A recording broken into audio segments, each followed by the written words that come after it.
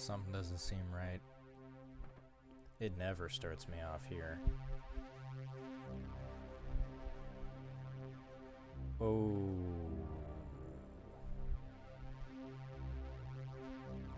Remember when I said to keep that Richter mask in mind?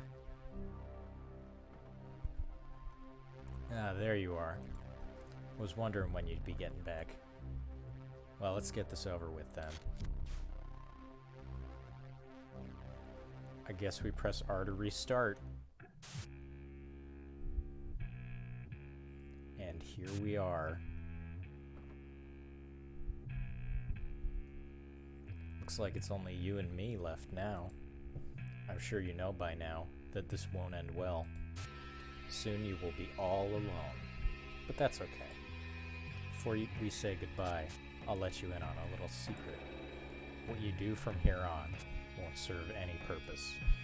You will never see the whole picture. And it's all your own fault. Now it's time for you to leave. There's a warm bed across the hall from here. And you look like you could use some rest.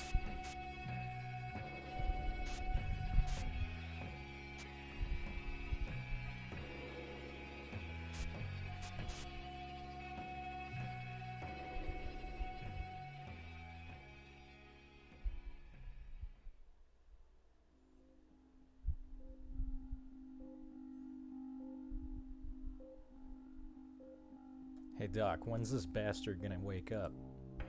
I don't know. He's been in a coma for weeks now. But he is gonna wake up, right? This guy's a prime suspect in a major case. Look, my guess is as good as yours. Though I can say that it might be a while. He's still not even fully healed from the surgery. Is there nothing you can do? We need this guy. You people weren't able to save his girlfriend. I mean, we've got the perp who shot him in the locker. But that asshole ain't saying shit. What makes you think this guy will? And here we are in July 21st, waking up in a larger house. So, I bet you're wondering what just happened. And you know what? I think some things are better left to you to figure out. Because a good part of this game's appeal is the fact that its story is told to you in a very strange way. And I feel like just coming out and explaining the way that everything fits together right off the bat would not be a good way to sort of let you sit with the story and try to figure out what it's trying to say. Just know that right now you have a good amount of the information you need. Ah, fuck. I don't like this level. This level kind of sucks. That's not a controversial statement. Not many people care for this level. I do, however, like the song. This is Flatline by Scattle. Scattle did quite a lot of music in this game. He's a good artist. He, or she, or they. I don't know Scattle's gender. So this next part's kind of difficult. Oh, fucking cops. Okay. So I'm not going to completely explain everything that just happened because a lot of my points about this game don't require me to fucking damn it to explain exactly what's going on.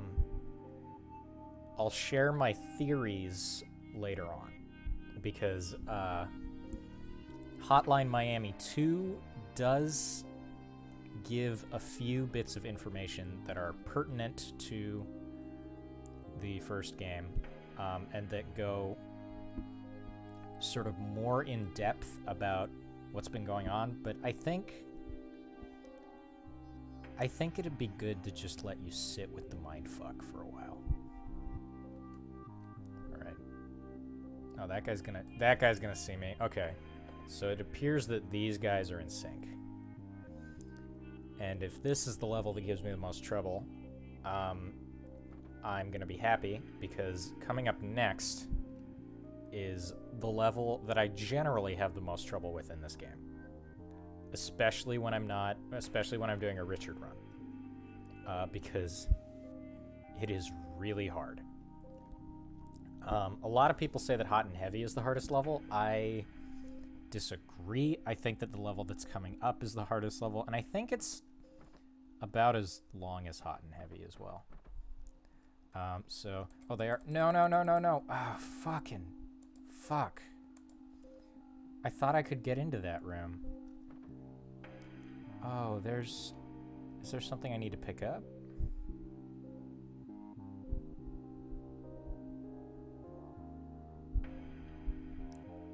I could have sworn I could get into that room. But as you can see by the screen getting fuzzy, you can't walk for too long, otherwise you start to get headaches. Right. I need to get that so that I can get into the rooms. So yeah, this is a stealth level where you can't move around for too long. In this game about, like, fast movement and, I don't know, going from dude to dude, like, I don't know, just killing a lot of people. I guess it's a nice change of pace, but overall the fact that you just can't move for long, while it's good for storytelling purposes, it's really annoying to play. Especially on repeat playthroughs. So here we gotta wait for that guy to... So yeah, they're reading their newspapers, and that can, like, when their newspapers are up, they don't have line of sight. When their newspapers are folded, they do, and we're in the elevator. We also can't be seen by the doctors because they'll bring me back to my room. That guy didn't see me for whatever reason, so let's take the time to duck in here. Okay, so I think we can go into the bathroom and they won't be able to do anything, if I'm remembering this game correctly. Ah, shit. Yeah. So they call security to drag your ass out of here because you're a criminal, because you have been doing just a lot of killing. Just, like, really an unacceptable level of killing. Like, just... You are, like, one of the craziest spree killers America has ever seen in this game. I don't know if you're technically a spree killer. No, you're not. That's... I don't think you qualify as a spree killer. But here we are, we're walking home. We get a different version of the sort of level complete screen. Did Ellie write that? Okay. Back to our apartment. There's a symbol on the floor. Let's rip the tape off. That's where my girlfriend was. Man, you know, I wish she'd gotten some more characterization. Like, it's I don't mind the fact that she dies, but I wish there was a little bit more to her. Aw, that's sad. But now we've got our clothes back. Our phone isn't saying shit. But that doesn't mean it's not time to go kill some motherfuckers. Here's the fucker. This is the level that I think is the hardest level in the game. It's also one of my favorites. Alright, so this is the level where Jacket says ACAB. So you are going into a heavily guarded police station and just fucking laying waste. This level is hard, as it should be, because you were taking on like gangs before. Now you're taking on the Miami PD.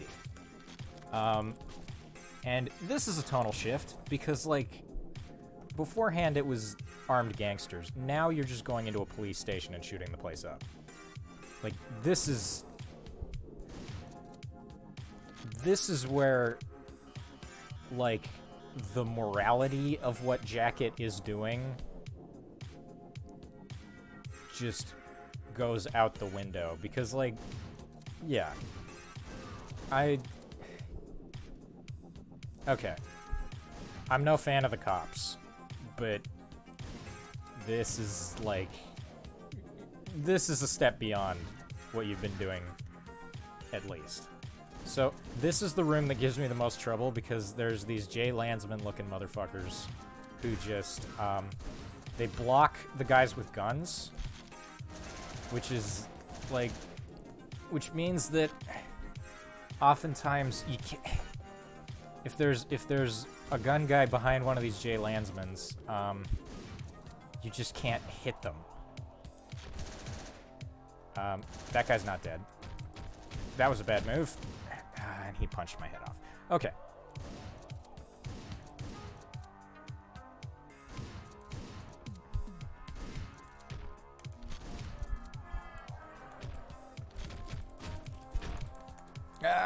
Jay Landsman.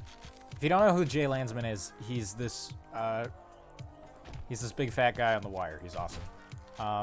And he looks just like the... Ah, fuck. He looks just like those big detective guys. If you haven't watched The Wire, you should watch The Wire. I know it's like... is every white guy's favorite show, but I fucking love that show. It's kind of the basic... favorite show everywhere, or favorite show ever for dudes, but I love it. It's good. It's just, I just think it's well written. Why am I defending liking The Wire? It's like the least unpopular thing ever.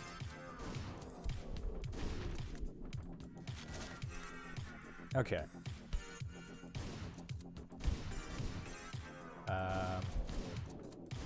So, we got those guys. Ah, fuck. Yeah. This level is hard. This is the level that... Like, Hot and Heavy gives me trouble, sure. But on every playthrough, this is the level where I go like, oh, right, this game is really hard, no matter how many times I've played it. Ugh. Oh, man. There's so many cops. There's so many cops. And it's so hard to stealth this level because you got the Jay Landsmans, and you gotta take them out with guns, but there's so many cops everywhere, and they all have guns. And it's like, okay. So, I think that difficulty in games is a very effective, like, storytelling mechanic. Because, like, here, story-wise... This is a massive departure from everything we've been doing. One, we're not fighting the Russian mob, which is, like, we've been fighting the Russian mob this whole time. Now we're fighting the Miami cops. Two, this is the first time Jacket hasn't received, like, a call from his phone telling him to kill someone. So he is doing this of his own volition, like, definitely. And three, like, your girlfriend's fucking dead. So, presumably, he's assaulting the police station because they have, like, the dude who shot him and his girlfriend in here. And he can't just ask nicely to see the dude because he's a wanted criminal. So, like, it's a massive tonal shift. And the fact that this level is so hard really tells you, like, that the situation has changed. And that's something that Dark Souls does as well. Like, Ornstein and Smo is such a hard fight because it happens at, in the traditional 5-act structure, the climax of the game. Like, you've climbed all the way to Anor Londo, this famed city of the gods. Oh, by the way, if you walk through one of those with a weapon, I believe it alerts all of the enemies. But yeah, you've made it to Anor Londo, this famed city of the gods, and the boss is hard because this is you proving yourself to King Seeker Frampt. Okay, boys. Oh, this level isn't as long as Hot and Heavy, because I believe this is the final floor. Okay. Here's the biggest problem with this level. And you'll see why in a second. It's time for us to show them what we're made of. Remember your training and play it safe. Follow protocol and we'll all make it out alive. No, you won't. So, okay, boys, the bastard will be here any second now. So Hotline Miami only ever does this once. Maybe twice. I think the final boss might do this as well. This is bad. Like, this is something that I really don't like. It's... I don't like... I don't know. I want to say I don't know how it made it through, but it's like... It's... I get that it's like it just boots you back to the start of the level, and this happens after the start of the level, but... You know what? They probably thought this was a problem, but they probably weren't sure how to fix it. So, whatever. It's... I don't know. I don't know what happened, but this is a point against the game for me. Repeating cutscenes before a level, especially in a game as hard as this, and as focused on, like, dying many times, is a major problem. Like, it is a huge problem. Yeah, see? It gets really annoying after a while. And this is the one thing that I really don't like about the level. Other than that, I think this level is really good. Like, I think this is one of my favorite levels in the game. Just because it's hard, but it doesn't feel unfair. And, okay, so that guy has 2 submachine guns. Ah, shit. That's the only enemy of this type who appears in the game. I think he's really cool. Because it's a police chief with 2 submachine guns. I mean, come on. How is that not awesome? I mean, he's a police chief, so, like, I don't know.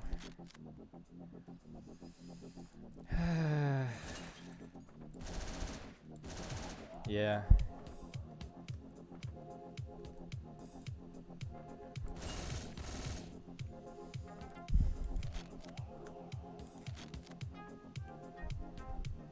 I'm not... Ah, shit. Yeah, I mean, look, I make it no secret that I do not care for the police as an institution.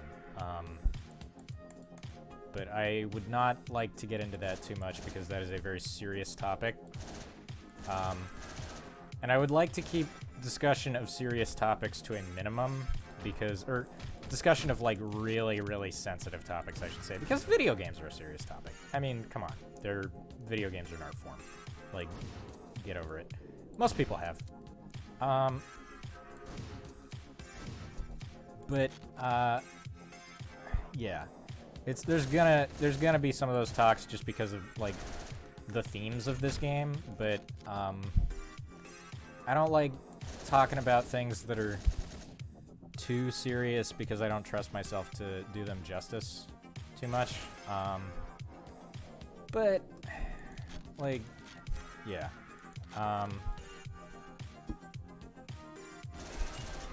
Okay. So now that we've distanced ourselves from politics, let's get back to wiping out the entire police force. No! Okay.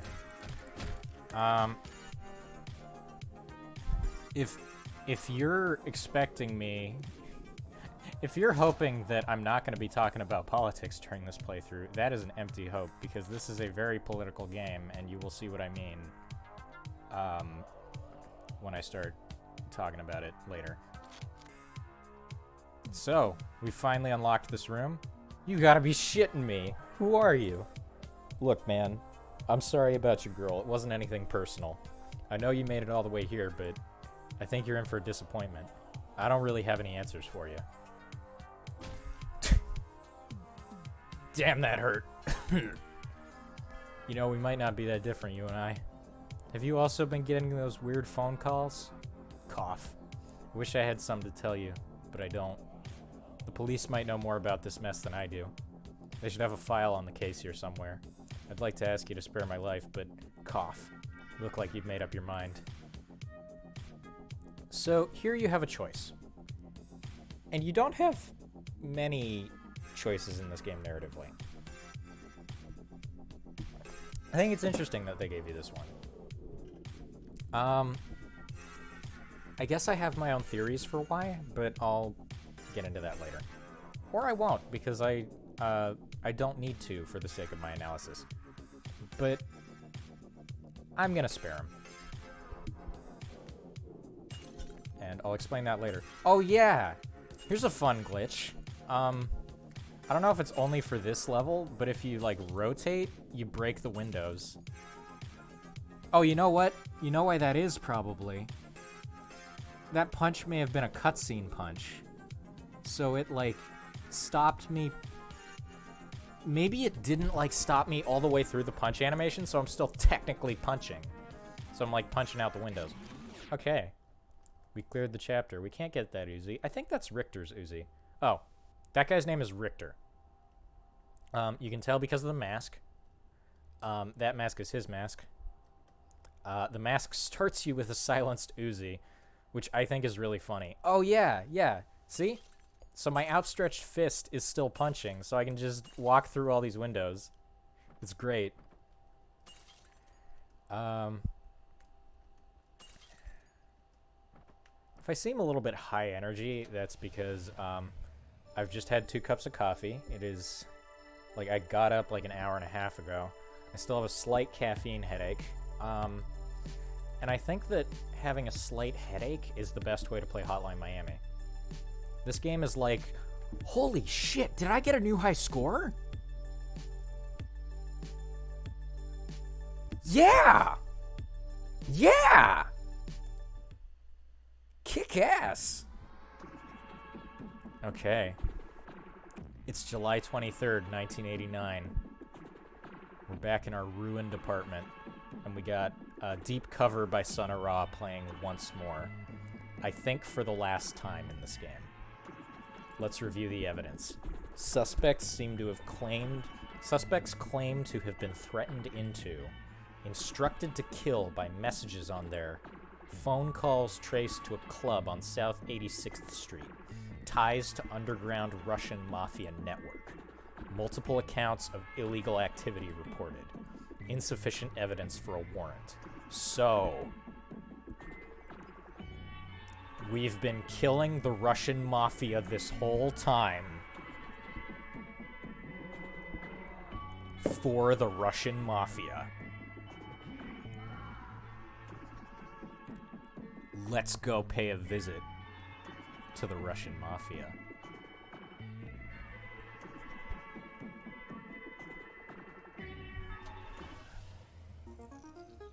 Vengeance. Let's go get our revenge just like Captain Sparkles would want us to. Fuck you, bro. Oh. You didn't see that. You didn't see that.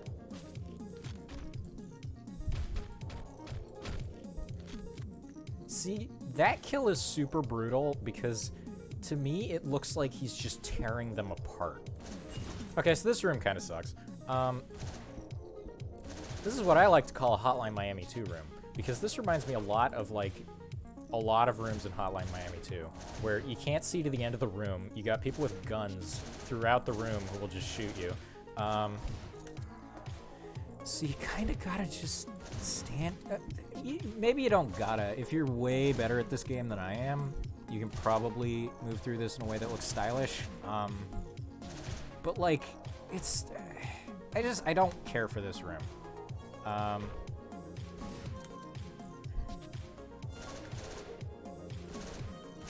And yeah, I know, I start disliking the game when I stop being good at it. I'm a scrub. But like, these rooms just aren't as fun to me. I just don't like them as much. I'm like, that's, oh, fuck. Pick up the fucking gun, Jacket. Okay. Oh.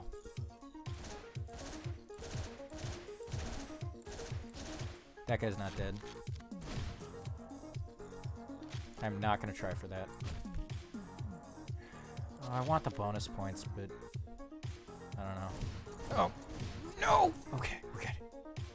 We can just shoot this guy. Oh, the truck gives you cover. I forgot. Okay, that's nice of them. All right, there we go. Oh, now we can kill him. Oh, we did it. All right, 6 out of 6 rounds in this shotgun. I don't remember the next room being too bad. Yeah, I remember this room. Oh, this room, I think this room is good. I remember this room being fun. Which is cool, because I believe this is the last standard room in the game. So it's good to end on a strong note. Uh-oh. Fat guy, fat guy, fat guy, fat guy, fat guy!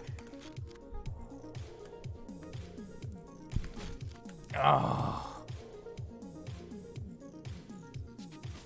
Okay, so I want to have ammo in my gun to deal with the fat guy, so let's just take these guys out with melee. Let's kill these dogs. Let's kill this guy with melee. Pick up our gun. Where's the fat guy? Did he come from all the way over there? Holy shit, that dude's dedicated. He's dedotated.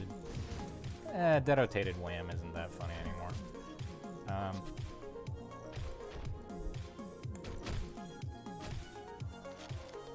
I'm impressed that kid knew what dedicated RAM was. I barely know what that is, so who am I to, like, make fun of him for saying it in a funny way? Oh, dog. Dogs in this game are... I mean, they're kind of annoying, but, like, they're a good enemy. They're a nice pace changer, and they're a nice challenge. The fat guys are cool. They're okay. I mean... There are guys in 2 who... They...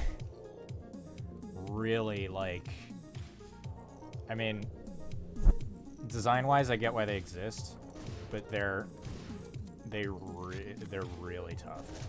Oh. That's the most disappointed noise I've ever made. Oh. Oh, fuck. No, I didn't want to shoot him. Fuck you, dog. Oh. I love you, dog. Penn and Teller.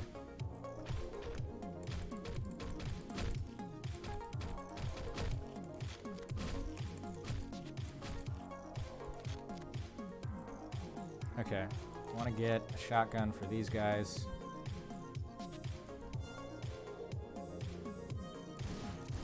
Oh, no! Ah, fuck.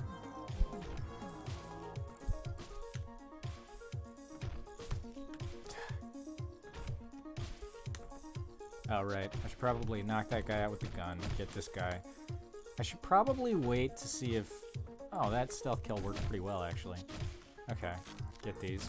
Kill these dogs! Okay. Get the shotgun. Maybe a machine gun would work better. Nah, it'll be fine. Okay, I got one of them. I think his buddy is just patrolling as normal. Oh, I didn't get one of them. No! Okay, we're good. Okay. Okay, anyone over here? Yep. Okay, cool. We got those guys from really far away! Damn it. Yeah, this room's good. I like this.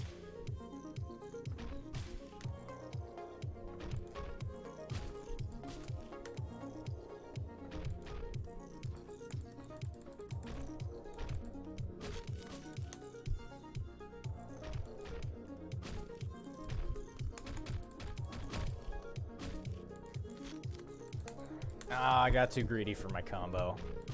Which is the way that you want to play the game, but like for LP purposes, I don't want this to be too boring.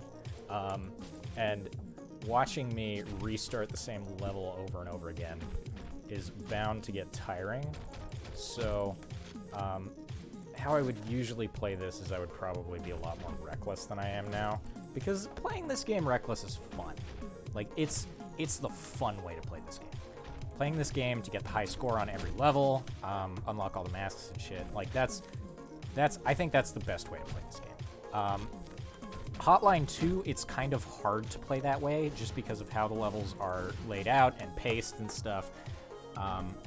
But, like, with this one, I think it's designed so that that style of gameplay is effectively encouraged. And I wish that the level design in Hotline 2 was just a bit better. Like, so I do love Hotline 2. I want to love it more than I do.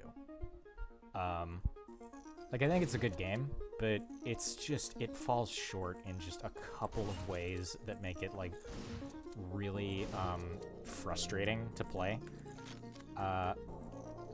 And it's just, overall, it's just not nearly as tight or satisfying an experience as the first one.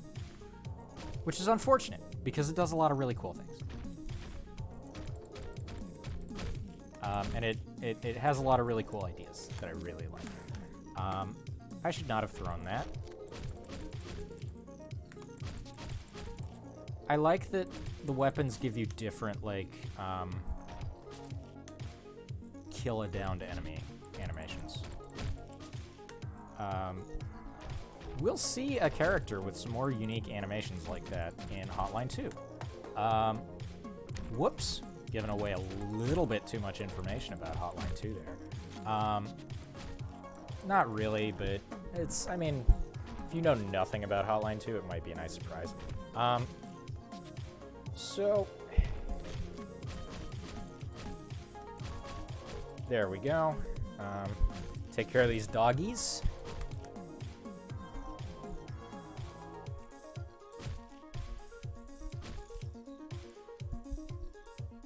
We will defeat these very good boys. Not the mobsters, the dogs.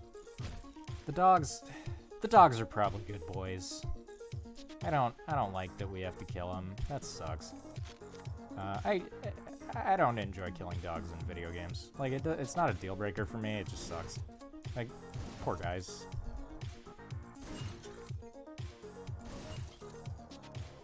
Okay, I think we've got most of the enemies here taken care of. I really like this level. I don't care for the first room, but, oh, this level sucks, it's trash, it's terrible. I don't really care for the first room, but I think this room's a lot of fun. Ow. Like, this room is just, you gotta figure out which guys you can take out with melee, which dudes you need guns for, where the dogs are, what the sort of melee and ranged zones are, because you can do a lot with melee in this level, and I think that's cool. Oh, Combo King! Hell yeah! I'm actually, getting a lot of Chivos. Which is not something I really expected to get. Kill this fat guy. Sorry, fat guy. Just out here living your life, and I'm, shooting you. I mean, that's generally how America treats fat people, so...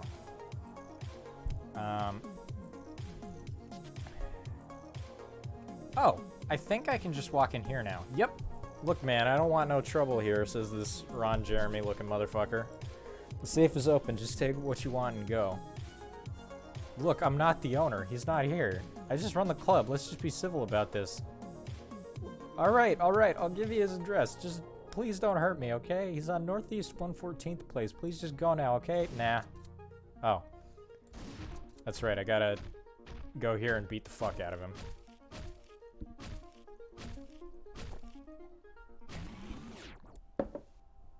Wow, Jacket. That dude's hamburger now. Okay, let's go.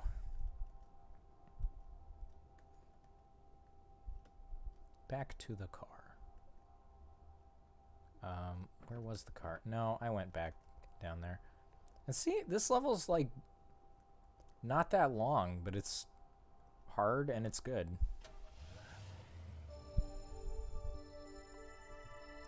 Okay. Let's see how we did. I'd imagine we did okay, because, like, the amount of times you die in the game does not actually matter. That's the crucial thing. The game, like, theoretically, it doesn't give a shit how many times you die. It just wants you to do really good on one run. I wonder if we high scored that. We did. Awesome. A+. But my playstyle is coward. I am an A+ coward. Okay. Here we go. We've almost finished Hotline Miami. It's time for the showdown. Oh, right. So this is kind of your final test of your knowledge of how to take care of enemies. So let's... Totally fucked up the stealth kill there. I don't think we have time to do a stealth kill. So then we do this. All right. Yeah, that's a simple little enemy encounter. You just kill a guy with the Winchester. Got 2 shots. Bam, bam. 2 fat guys dead. Then you take out the guy with the gun. Nice little cinematic moment. Okay, here we go. And who do we have here? You must be one of the assholes killing off my men. I'm not going to subject you to my terrible Russian accent. Doesn't look like you're here to chat. So why don't we get this over with? Okay, so his Panthers are going to attack me. And I want to kill them with the... I thought the trophies killed in 1 hit. So yeah, this is another level where you get some dialogue every time you die. It's the final level. This level's actually not that hard. Oh, you gotta hit him twice. That's right. Leave him to me. So she's gonna immediately start throwing stars at you. So what you gotta do is get this. This boss is fine.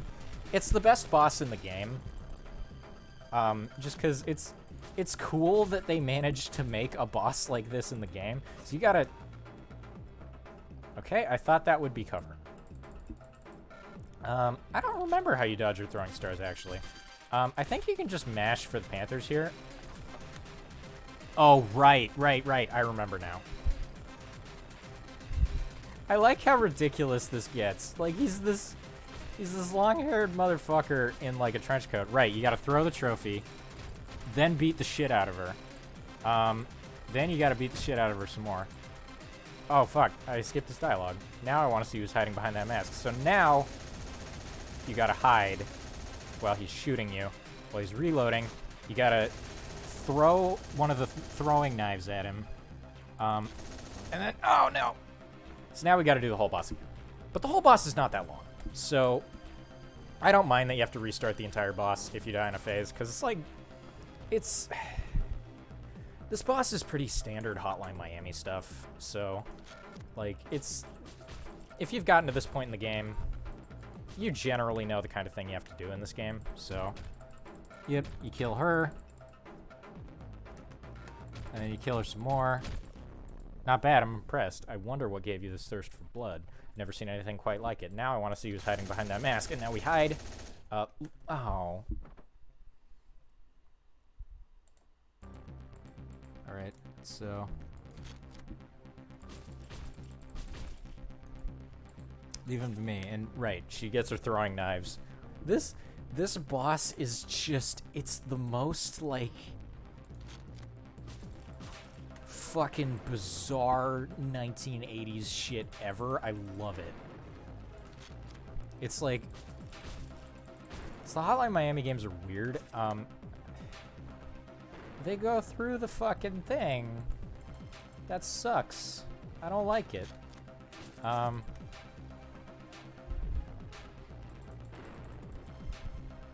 So yeah, I like this boss, but I mean, it's not great. It's fine. Like I said, I think it's probably my favorite boss in the game, just because it's like, it's got multiple phases, it's cool. And it's certainly climactic. The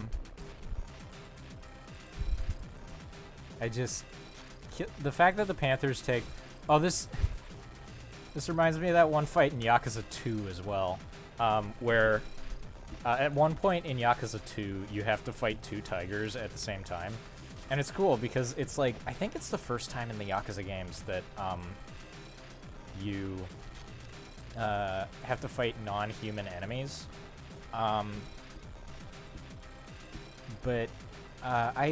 So I've only ever played Kiwami 2, so I have a copy of Yakuza 2. I'm playing through the first one, and since I don't have much to talk about with this boss fight, I'm just gonna start talking about Yakuza. I'm playing through Yakuza 1, like on the PlayStation, and I've played Kiwami before, and I did not like Kiwami. And a lot of, like, the main problem with Yakuza 1 is that it's old. Or that's not the main problem with Yakuza 1. The main problem with Yakuza 1 is that they were still figuring shit out when they made it. Okay. So we want to lock onto him. Then get him. And now game, set, and match. I can see where this is going. I'll spare you the pleasure. And he shoots himself.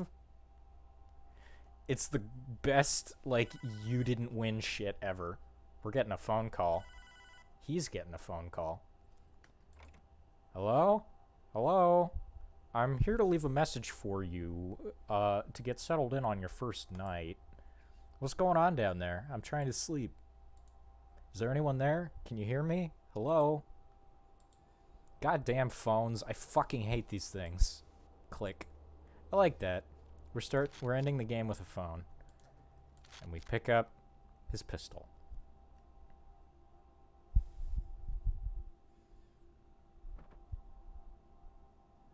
Ah, so you're the one causing the ruckus. What's your business here? Cough. Actually, why don't we skip the details? I've done so many horrible things. Nothing seems to really matter anymore, does it? I'm not going anywhere, as you can see. Just go ahead and do whatever you came here to do.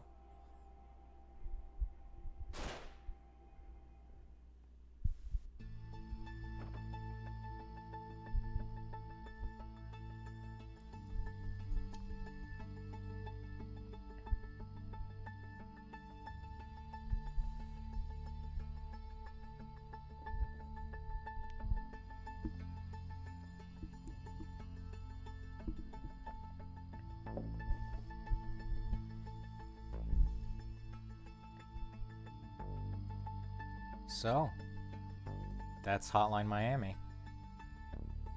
It's a pretty short game. And it's one that leaves a lot of questions open. Like, it ends with you killing a man who you know nothing about for reasons that you don't understand at the end of a story that's presented to you in such an abstract way, and it leaves you with this feeling of, like, what the fuck was the point of everything I just did? Like, why did I go around killing people? Well, because I was told to. And that's really the reason that we do anything in a game, is just because we're told to. And it's like, I think part of the point of this game is that we're, like, it's not to make you feel guilty for the horrible actions that you're doing. My cat wants to be let inside. I'm gonna let her in.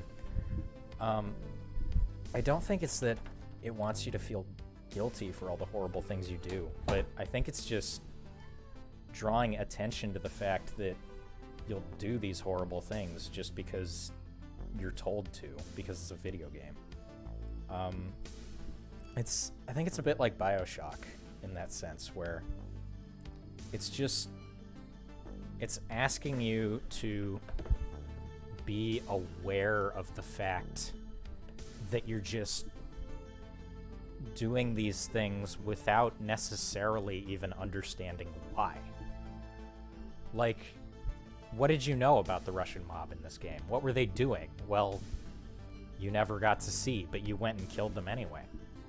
because some man on the phone told you to. And I mean, it's a video game, so there's no harm done there, but I think it's just trying to draw attention to the fact that when you're playing a video game, it's so easy to forget that people generally do things for reasons. Oh, there's a special thanks for Nicholas Winding Refn. I never noticed that. He's the director of Drive.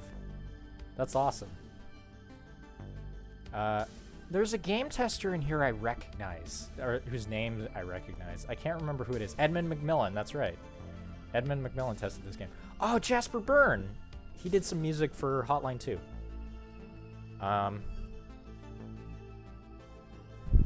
That's cool. I forgot that Edmund McMillan helped test this game. I like Edmund McMillan's stuff. I'm very excited for Mutagenics. It's a game that I've been waiting for years. I mean, I can wait a little longer if it's not done.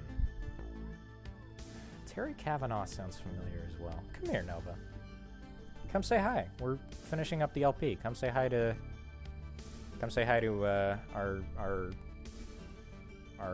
lovely viewers. So yeah, that's Hotline Miami. It's not a call out as much as it is just a call to think about what it is you're playing. And I really love that about it. And I guess this marks the end of our playthrough. I think the game wants me to click here, so I will.